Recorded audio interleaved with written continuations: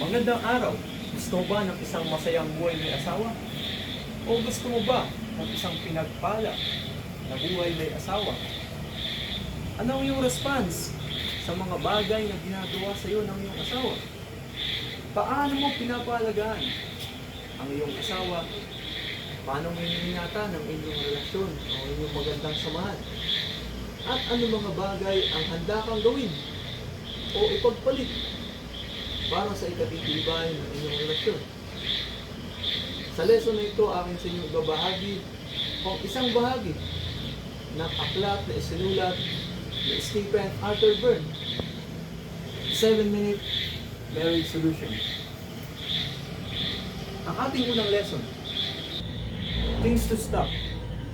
If you want a strong and happy marriage, stop clinging to unrealistic expectation. Gusto mo ba nung palagi kanyang pinupuri? Gusto mo ba palagi kanyang binibigyan ng regalo? O gusto mo ba na palagi kayong lumalabas?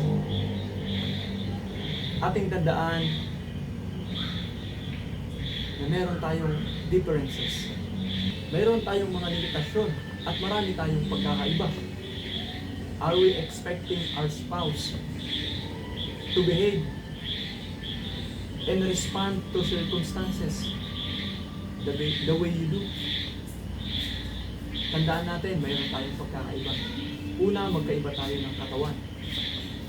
Pangalawa, magkaiba tayo ng emotional responses. Lalong-lalo na ang ating mga asawang babae. Sila yung mga soft-hearted. Sila mabilis silang saktan. Marami tayong pagkakaiba. Pangatlo, magkaiba tayo ng isip. We have different wired brains.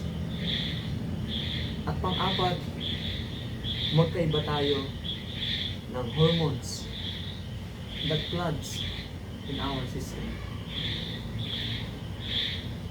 Sabi ni author John Gray, it's like men and women are from two different planets. Pangalawa, differences in family background. Ating tandaan na magkaiba kayo ng kinalakihan. Magkaiba kayo ng magulang. Magkaiba kayo ng kapatid. Magkaiba kayo ng mga kaibigan. Magkaiba kayo ng school na pinasukan. Magkaiba kayo ng edukasyon. Magkaiba kayo ng habits. At minsan, magkaiba kayo ng relihiyon o paniniwala. Ang pagkakaibang ito ay nagdudulot ng iba't ibang expectation. One important reality every couple must learn is to accept each other's family. Kaya napakahalaga na ating tanggapin ang mga pagkakaibang ito, lalong-lalo na sa tungkol sa pamilya, na madalas pinagmumulan ng hindi magandang mga pangyayari.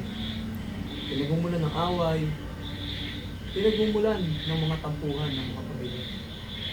Kaya ating dapat tanggapin ang pagkakaibang ito. Ating dapat mahalin kung sino yung ating pinakasalan. Ating dapat tanggapin siya buong-buo.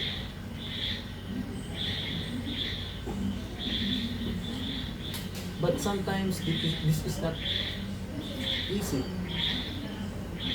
It requires generous dose of grace. Let us be sure your expectation on marriage are based in truth. And let us grieve the loss of fantasy marriage so you can accept the reality of what you have. Para makita mo, mas maramdaman mo kung ano yung meron ka.